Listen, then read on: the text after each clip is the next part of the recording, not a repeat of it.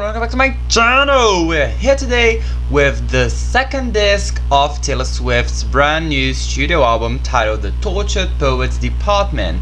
Now we're here with the Anthology.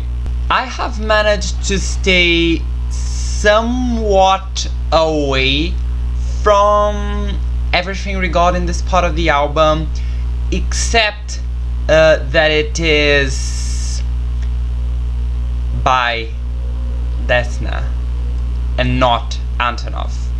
Antonov's only written 2 or 3 songs from this part of the album, and I don't think I need to say how happy that makes me. So without further to say, track number 17, The Black Dog.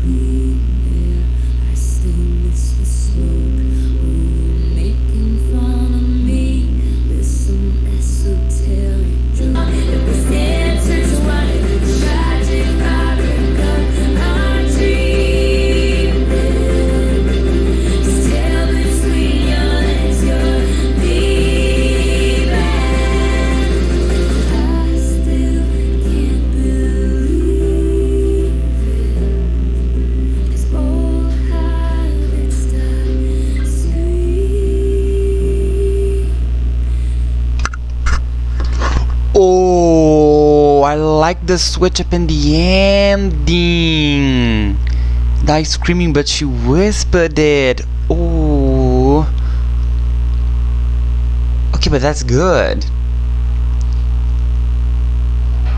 But that's like, really good. Okay,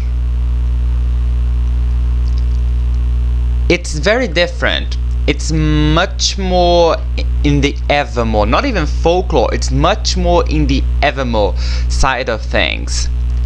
And I'm here for it. Evermore is my 3rd favorite Taylor Swift album. It only loses to Folklore at number 2 and Red at number 1. So,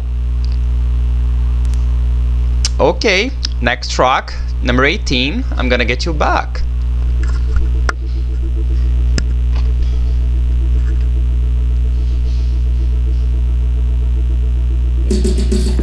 Like a short skirt, the one that fits me like skin. Did your research, you know the price going in. Whether I'm gonna be your wife or gonna smash up your bike, I haven't decided yet, but I'm gonna get you back. Whether I'm gonna curse you out or take you back to my house, I haven't decided yet, but I'm gonna get you back. I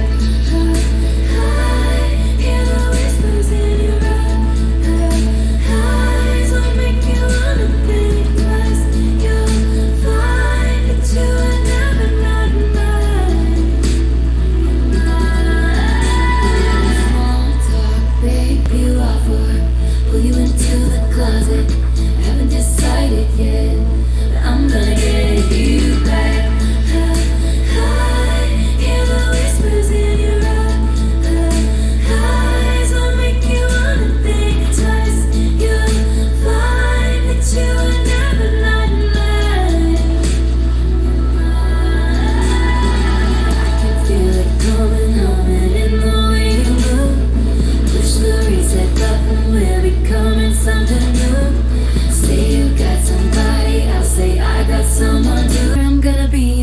for.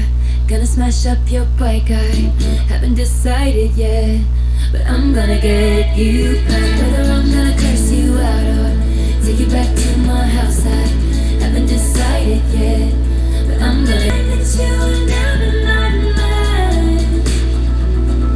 I'm gonna get you back. Okay, am I gonna add this to my library? I think I'm gonna add this to my library. It's definitely more on the reputation side of things, but I really did love the chorus. I love her whisper singing. I think she has a lovely voice whenever she decides to go whispering. She has two main things that I love about her voice. Her lows, which are super low, and I can relate so well because I can sing that low as well. And her whisperings, and those I unfortunately can't relate because I'm not that good at whisper singing. But with that being said, I'm Gonna Get You Back has the chorus going for it, and I don't want to say everything else because the bridge is also good, but other than the bridge and the chorus, everything else going kind of against it. Not that against it that it makes me not want to listen to the song, but a little bit, you know. It's not better than the Black Dog, and it's not better than a lot of the tracks in the standard version of the album, but I think I just need a little more time with it. Next, track number 19, The Albatross. Fuck that little mouse. Wise men once said, wild winds are death to the candle rose by any other name is a scandal. Cautions in your dreams, and they tried to warn you about me. Cross your thoughtless heart, only liquor anoints you. She's the albatross, she is here to destroy you. And when that sky rains fall on you, and your persona non grata, I'll tell you how I've been there too, and then none of it matters.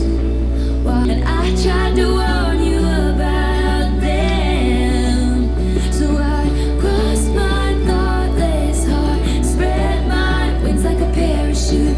I'm the albatross, terrible danger.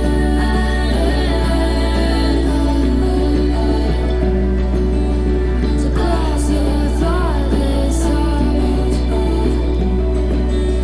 She's the albatross, she is here to destroy you.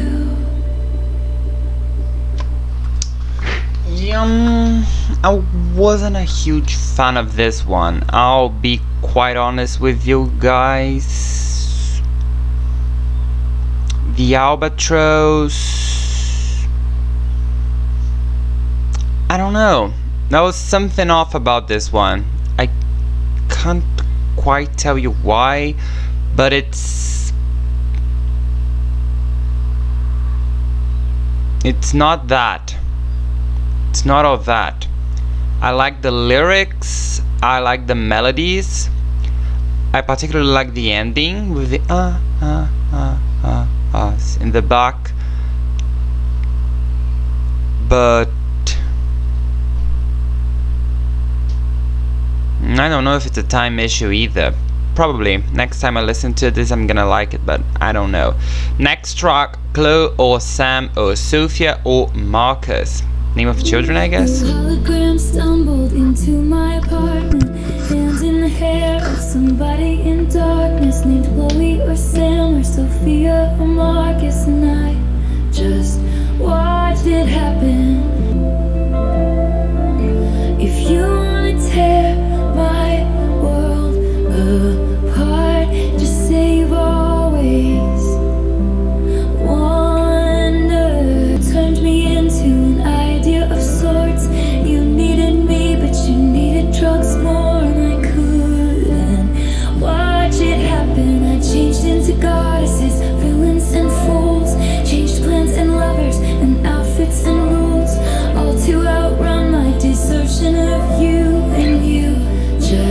watched it.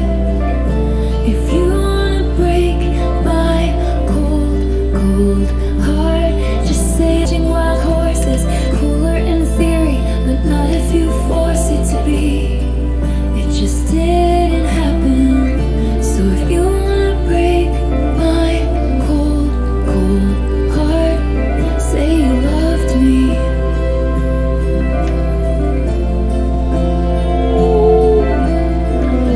If you wanna tear my... She's doing something with the production in here. She's doing something with the melodies in here. That there's something different going on here. Say you'll always wonder.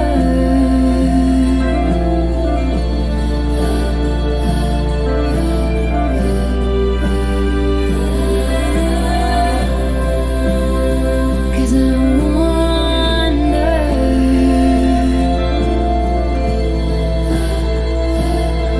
will it always wonder?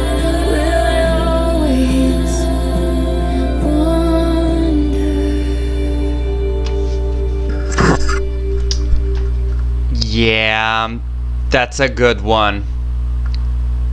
This was different. This was different from a melody perspective, from a production perspective, from a singing perspective. Everything here, it's all different. It's all very much different. It's so different in fact that it's unique, isn't it? It doesn't go with the rest of the Torture Poets department. As far as any of these things go, this is kind of like a lost sibling of Evermore and Folklore. Woodville, right? It's the one that was allegedly supposed to exist. Woodville.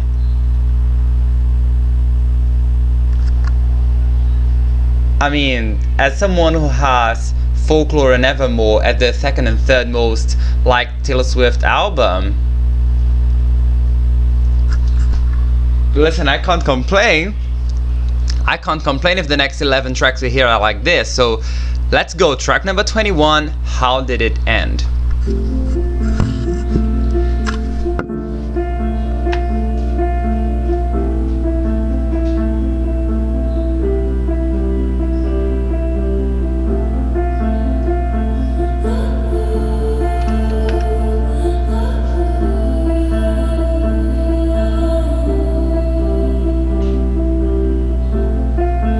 Hereby conduct this post-mortem.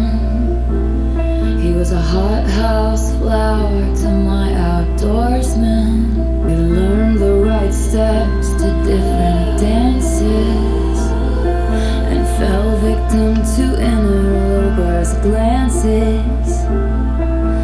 Lost the game of chance, what are the chances? Soon they'll go home to their husbands, smug 'cause they know they can trust him, then feverishly calling their cousins. Guess who we ran?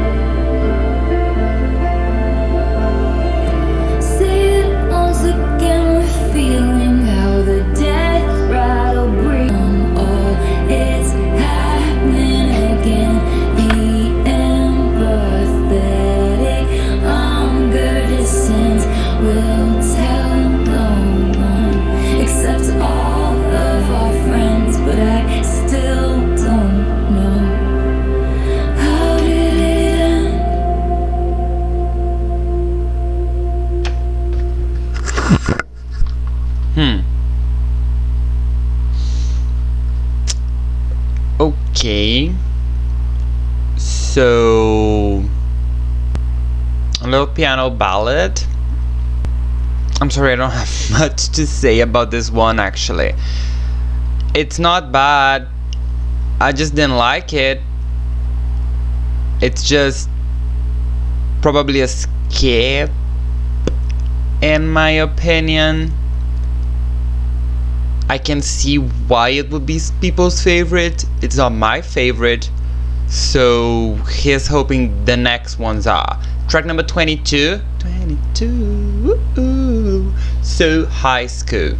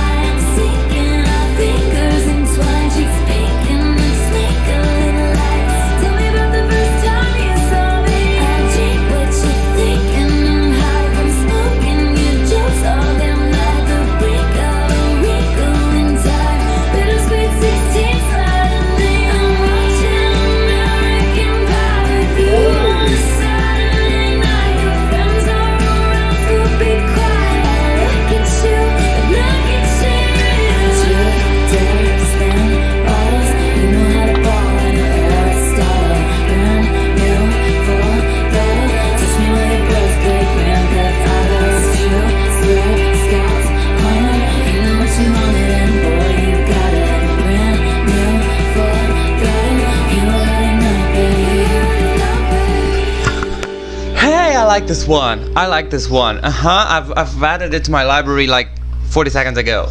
I like this one. I like this one a lot. I love the switch up in the way she sang, in the way the song was placed. The production was so good. She did something very different here in comparison to the other tracks in the album. I can't quite put my finger around, I can't quite say what, but I know I felt different. And when I feel different, that means something is different and something is better arranged here. This song was amazing. I loved it. Could possibly be my favorite in the entire album. I don't know as of yet, but I loved it. Next track number track number 23. I hate it here.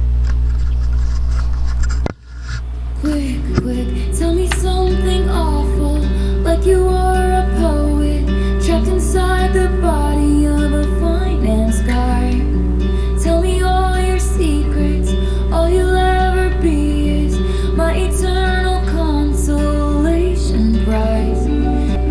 I hate it here, so I will go to secret gardens in my mind. People need a key to get to, the only one is mine. I read about it in a book when I was a precocious child. No mid-sized city hopes and small town fears. I'm there most of the year 'cause I hate it here. I hate it here.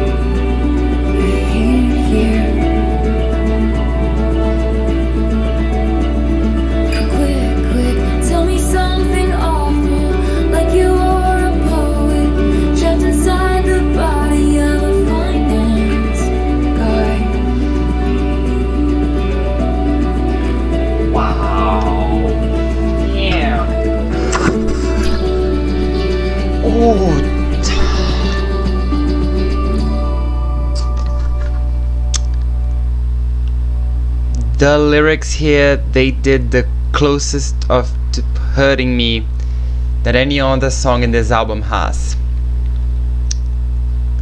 Tell me something awful, like you're a poet trapped inside of a body of a finance guy. Tell me something awful, like you having all these dreams and all this potential inside of you and wasting it doing something that you're required to do because you live in a system that forces you to do stuff like this.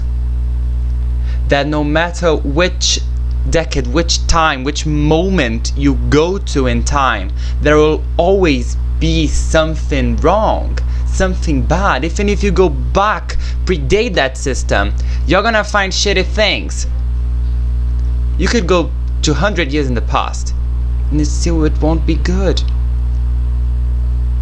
because nothing is ever going to be as good as what you make it.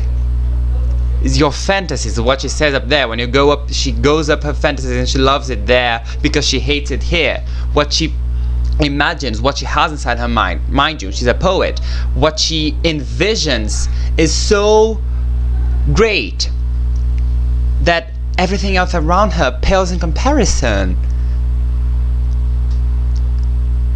I need to listen to this song again. I must listen to this song again. Tell me something awful, like you're a poet trapped in a body of a finance guy. I mean, this...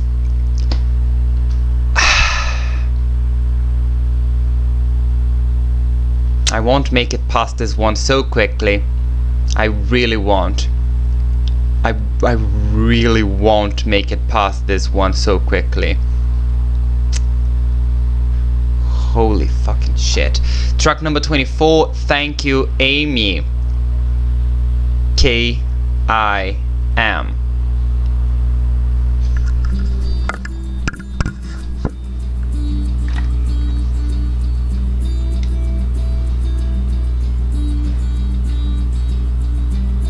When I picture my hometown, there's a bronze spray tan statue of you, and a plaque underneath it that threatens to push me down the stairs at our school. And it was always, and it wasn't a fair fight or a clean kill each time that Amy stomped across my grave. And then she wrote headlines in the local paper, laughing at each baby step I take. And it was always the same searing pain. Everyone knows that my mother is a saintly woman, but she used to say she wished that she were dead. I push each boulder up the hill, your words are still just ringing in my head, ringing in my head. I wrote 1,000 songs that you find uncool. I built a legacy which you can't undo.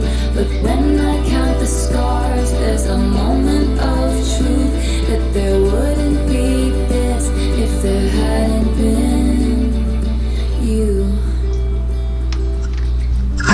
I think she's right, honestly.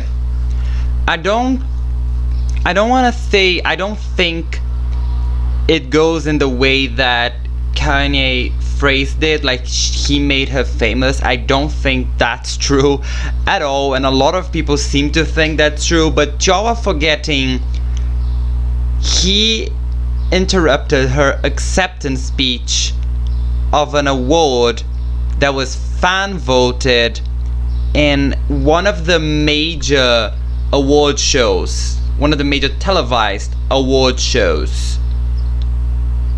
Just pick these elements and tell me if she wasn't famous already. She had literally beaten Beyonce, so she already had more fans. But let's close that parenthesis. I don't think that's what she's referring to here, but I think that the fact she was so beaten up by the media and beaten up by Kim, why not, and by Kanye and by the Kardashians, and by lots of other celebrities who teamed up with them. Calvin Harris, her ex, Katy Perry in 2017, lest we forget, and so many others.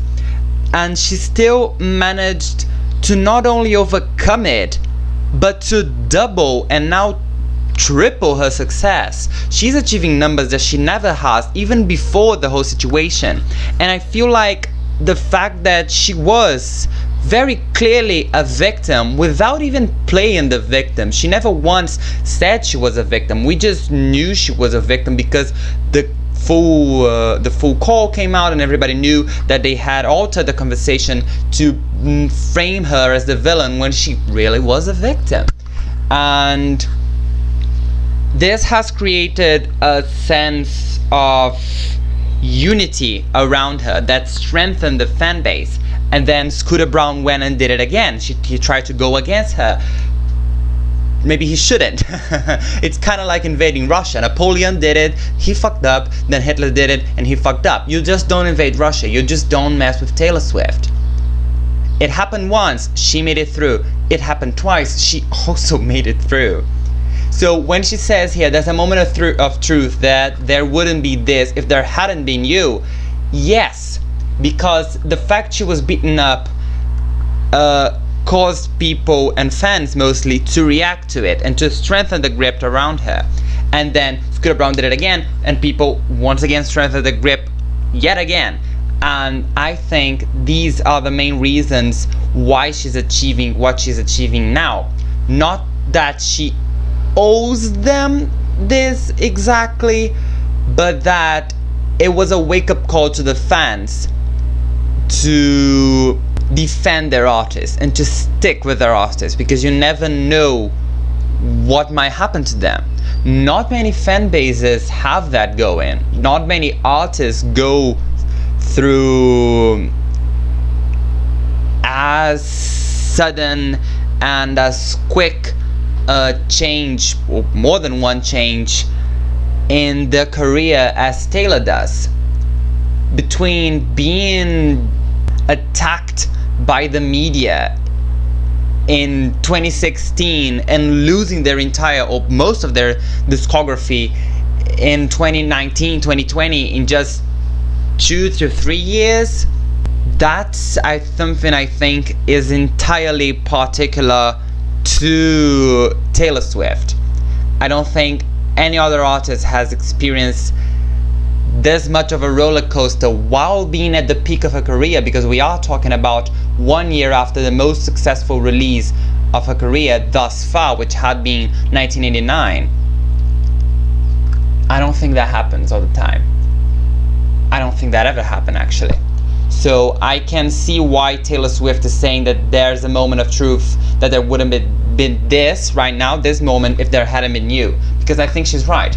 And I think it's very nice of her that she can look at all of this that happened objectively and see that, yes, this, the way I am, what is happening right now, is only happening because of what others did to me back then. She's not a victim, she's not playing the victim, but she's acknowledging herself as a product of the actions that other people took. Her success right now, in sum, is a consequence of what Kanye and Kim did to her in 2017, what the media's done to her ever since then, most specifically in 2017, and what Scooter Braun did to her, and Borchetta as well, did to her in 2019/2020. This 3-line sentence right here summarizes this perfectly.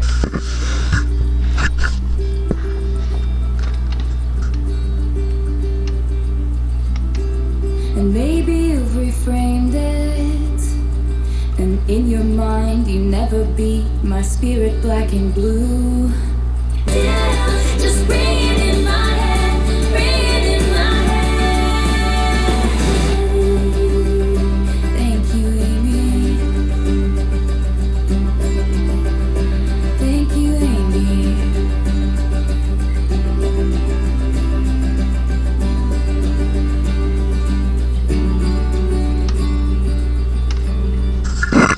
It's kind of like that moment when she won the VMA and she said, I want to thank the guy who broke my heart because he inspired me to write this song, therefore to win this award. I think I said what I had to say about this one. I think it's a nice song. If you take away the real aspect of it and the whole, you know, ordeal with the Kardashians and whatnot, it's still an enjoyable song because you can just imagine this as storytelling, which is something she has done ever since her first album, and I'm fine with it. Next track number 25, I Look in People's Windows. Creepy.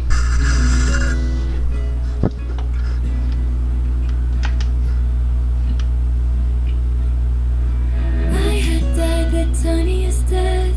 I spied the catch in your breath. Out, out, out, out, out, out. No, I look in people's windows. Chance fixed by rose golden gloves. They have their friends over to drink nice wine. I look in people's windows in case you're at their table. What if your eyes looked up and met mine one more time?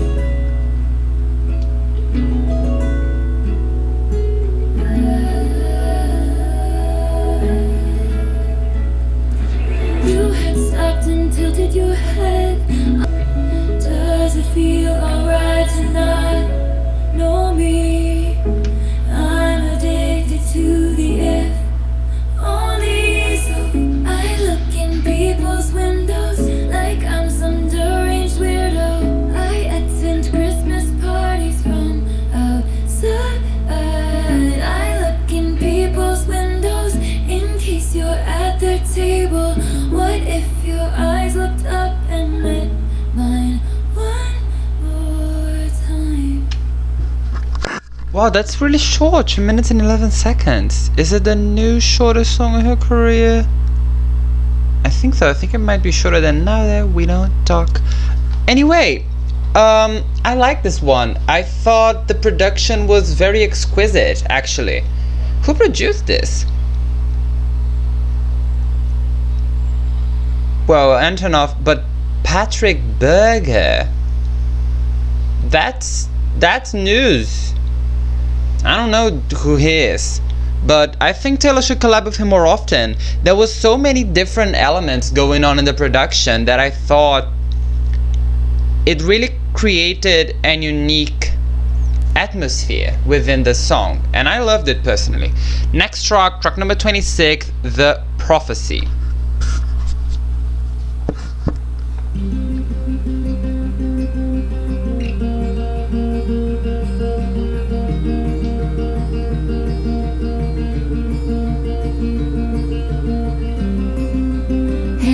Throttle, thought I caught lightning in a pat around when I get home. I guess a lesser woman would have lost hope. A greater woman wouldn't beg, but I looked to the sky and said, please, I'm in on my knees. Change the prophecy. Don't want money, just someone who wants my company. Let it once be me who sealed my fate. No sign of soulmates. I'm just a paper waiting, shades of grayish. Spending my last coin so someone will tell me it'll be okay.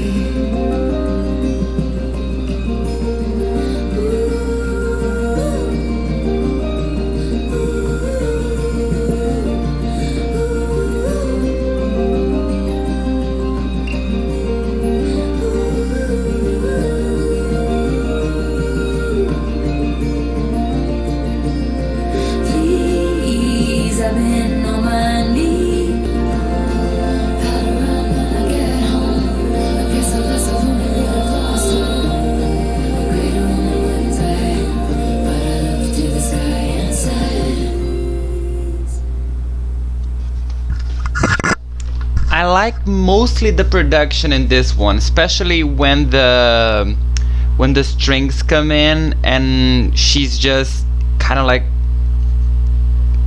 an unknown voice in the woods. I liked it. Production wise, I liked it. Otherwise wise, I think I'm gonna need more time with it. I do. Next track number 27, Cassandra, like the woman who saw the end of Troy if they brought in the horse. That Cassandra you're talking about? I was placing daydreams, patching up the crack along the wall. I pass it and lose track of what I'm saying, 'cause that's where I was when I got the call. So they killed Cassandra first, 'cause she feared the worst and tried to tell the town. Tetea, ever since goddamn you're my Achilles heel, way back in State of Grace, I knew she was into mythology as well. So they filled my cell with snakes, I regret to say. Do you believe me now? I was in my tower weaving nightmares, twisting all my smiles into snarls. They say what doesn't kill you makes you aware. What happens if it becomes who you are? So they killed Cassandra first, 'cause she feared the worst. Her, not a single word was heard.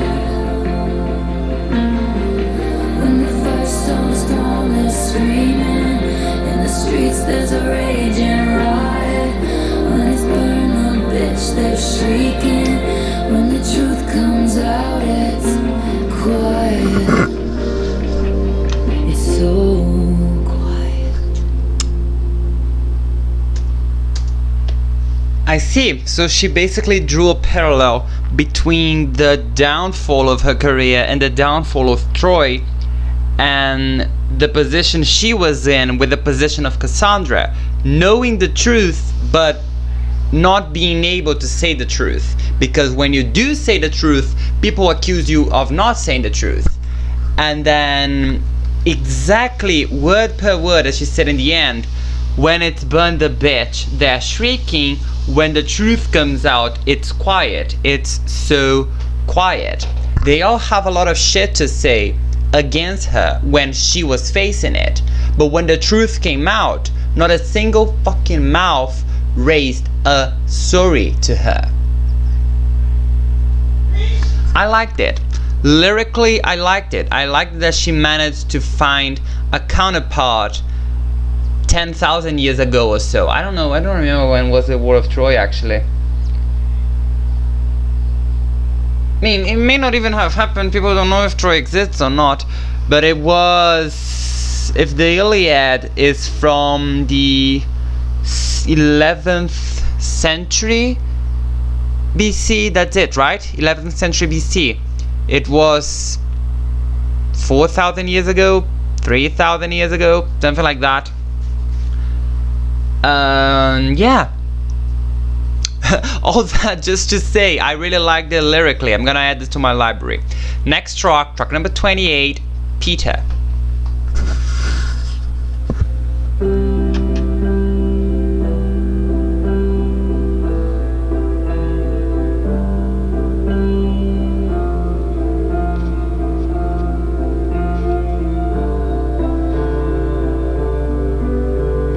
Forgive me, Peter, my lost fearless leader, in closets like cedar, preserved from when we were just kids. Is it something I did? The goddess of timing once found us beguiling. She said she was trying. Peter, was she lying? My ribs get the feeling she did, but never to keep.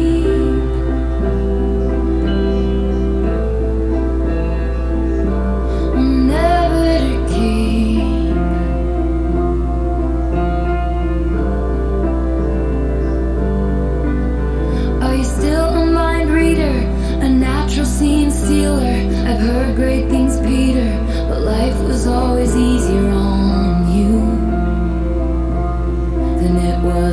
me. And sometimes it gets me when crossing your jet stream. We both did the best we could do underneath the same moon, but never to keep.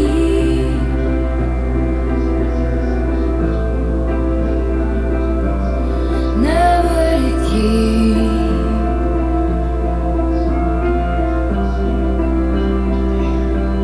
And I won't confess that I waited, but I let the lamp burn as the men masqueraded. I hoped you'd return with your feet on the ground. Tell me all that you learned, 'cause love's never lost when perspective is earned. And you said you'd come and get me, but you were 25 and the shelf life of those fantasies has expired. Lost to the lost boys chapter of your life. Forgive. You said you were gonna grow up, then you were gonna come find me. Said you were gonna grow up. You said you were gonna grow up, then you were gonna come find me. Said you were gonna grow up. You said you were gonna grow up, then you were gonna come find me. Said you were gonna grow up, then you were gonna come find me. Said you were gonna grow up, then you were gonna come find me. Words from the mouths of babes, promises, oceans deep,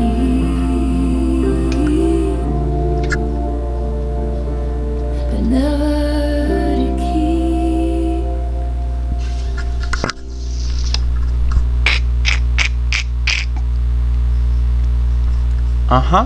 Yeah. Let me add this to my library. It's in moments like this, man, that I fall hard and in love with her. This was perfect. This was actually perfect. Not the first time she goes to Peter Pan to tell a story about loss and love, but just as effective as she did in Cardigan. Loved it. I did. I loved it. This second half of the album, the anthology section, this has really been it, hasn't it? I only didn't like 2 songs so far. Damn. Track number 29, The Boater. By all accounts, she almost drowned when she was 6 in frigid water. And I can confirm she made a curious child, ever reviled by everyone except her own father. With a quite bewitching face, splendidly selfish, charmingly helpless, excellent. All her fucking lives flashed before her eyes. It feels like the time she fell through the ice, then came out alive. He was a cat, wanted her started with a kiss. Oh, we must stop meeting like this, but it always ends up with a town car speeding out the drive one evening. And then with the slam of a door, then he'll call her a whore. Wish he wouldn't be sore, but as she was leaving, it felt like breathing. It's changing that the chariot is waiting. Hearts are hers for the breaking. There's escape and escaping. Started with a kiss, oh we must stop meeting like this, but it always ends up with a town car speeding out the drive one evening. And then with the slam of a door, but she's got the eyes, then came out alive. Lovely. Not my favorite, not at all. I don't know if I'm gonna add it to my library. Once again, I like the lyrics, I like the storytelling. I thought it was a lovely song, but that's about everything I can say about it, though.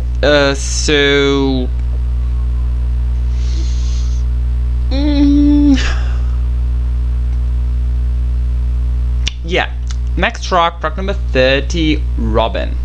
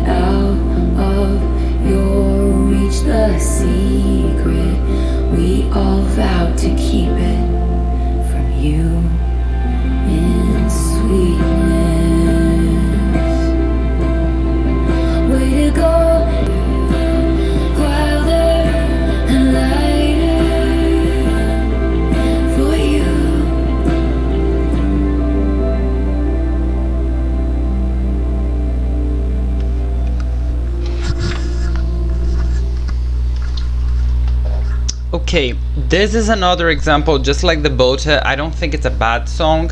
I think it's a lovely song. It just didn't do anything for me.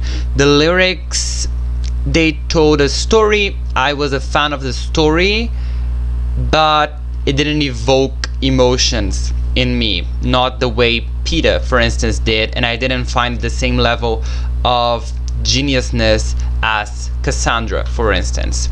The production was very stripped down. It was mostly a piano, though there was some elements, other instruments that were being added throughout the song, which is always something I like. So yeah, next track, last track in the album, track number 31, The Manuscript.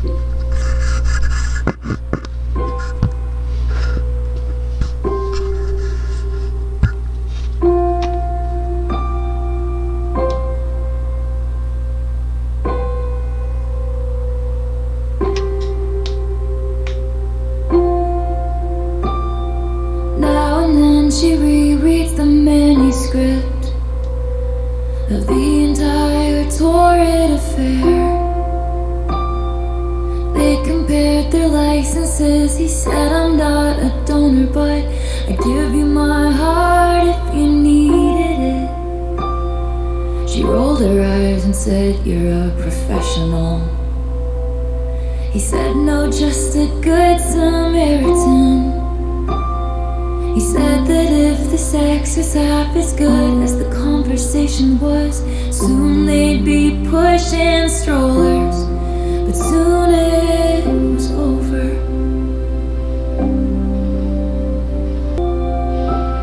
In the age of him, she wished she was 30 and made coffee every morning in a French press. Afterwards, she only ate kids' cereal and couldn't sleep unless it was in her mother's bed. Then she dated boys who were her own age, with dartboards on the backs of their doors. She thought about how he said, since she was so wise beyond her years, everything had been above board. She wasn't sure. And at last, she knew what the agony had been for. The only thing that's left is manuscript. One last souvenir from my trip to your shores. Now and then I reread the manuscript, but the story isn't mine anymore. Interesting. Yeah, I like this one actually. Okay. I like how she said that the story isn't mine anymore. You know, throughout the entire song she sang in third person because she was talking about someone who, as she said in the very last ending, isn't her anymore. She recognizes that the person she was in the past is a part of who she was in the past. Her person right now is an evolution of what she was in the past, but what she was in the past is what she was in the past. That story isn't hers anymore. The story doesn't belong to Taylor anymore. That story belonged to old Taylor, to Taylor in her late teenage years, her early adulthood.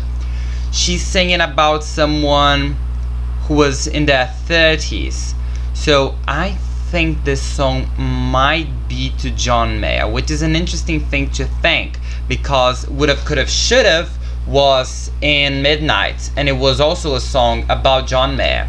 So I wonder now that the more she has grown and the more she has begun to realize what had happened to her and how awful it was to have been the victim of such a sickening relationship, as was the case of the relationship she had with John Mayer, the more she has realized how, in fact, all of these things are so tied to her that she needs to stop and reassess these memories, reassess this relationship, reread this manuscript. After all, she's a singer, so everything she has to say about that was written and is available everywhere and is constantly being returned to her and coming back to her and revisiting her.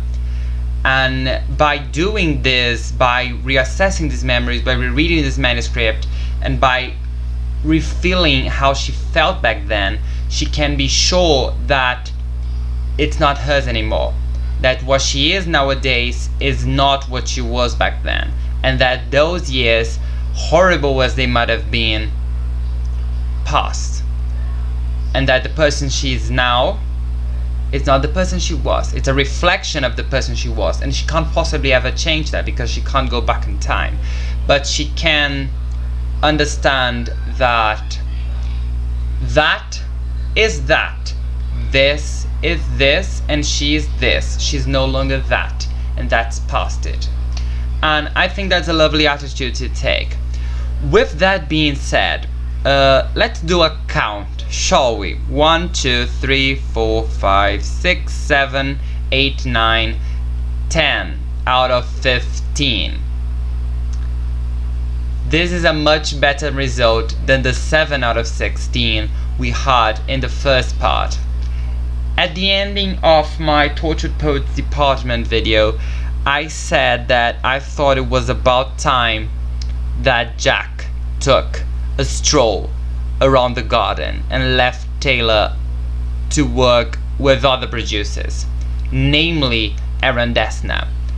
And the anthology only confirms my theory. It's incredible the amount of growth I managed to see here, the amount of different elements and different instruments and different ways of arranging the song, different rhyming patterns, different melodies, different lyrics, different stories she told. It's quite noticeable here. The versatility is miles ahead in comparison to the standard version of the album. So I'm not gonna do the entire ranting again. I've already discussed what I had to discuss. Just go to the ending of my standard version and see the last 5 minutes, which is basically just me discussing this. This is just the evidence that solidifies what I said at the ending of my standard version reaction. So watch that, then hear this, watch this entire video, and you'll see exactly what I meant when I said that Jack Antonoff needs to take a break from Taylor Swift. And that actually goes both ways. Taylor Swift needs to take a break from Antonoff. I read a comment on TikTok saying that they are such good friends that it's impossible for one to be objective about the work of another. And that just about sums up what I think, and that just about sums up what I have to say about this album. Miles ahead of the standard version, easily up there with Folklore and Evermore as far as lyrics, as far as production, as far as melodies, as far as everything goes. So yeah, that was it for today, you guys. Thank you very much for watching, thank you very much for listening. If you've got any other requests, please tell me. I'll be more than thrilled to direct them, as I always am. I hope to see you in my next video. Bye!